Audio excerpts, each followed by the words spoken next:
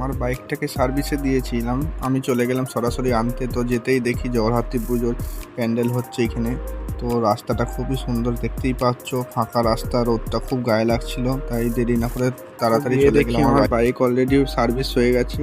তো ওই দাদাটা একটা তেলের মতো কি লাগাচ্ছে গাড়িটাতে, তো গাড়িটা খুবই গ্লেজ বেড়ে যাচ্ছে, জানি না এটা কি লাগাচ্ছে, তোমরা জানা থাকলে জানিও।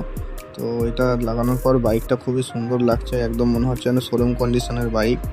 তো যাই হোক, বাইকটা তাড়াতাড়ি সার্ভিস করে আমি নিয়ে বেরিয়ে পড়লাম বাইকটাকে ওইখান থেকে। তো একটু নিয়ে টেস্ট ড্রাইভ করে দেখবো কেমন কি সার্ভিস হয়েছে। তো টেস্ট ড্রাইভ নিতে গিয়ে দেখলাম বাইকটা ঠিকঠাকই সার্ভিস হয়েছে, চালিয়ে ভালোই লাগছে। তো ভিউটাও দেখতে পাচ্ছ, ভিউটাও খুব সুন্দর লাগছে। তো হালকা করে চালিয়ে নিলাম বাইকটা।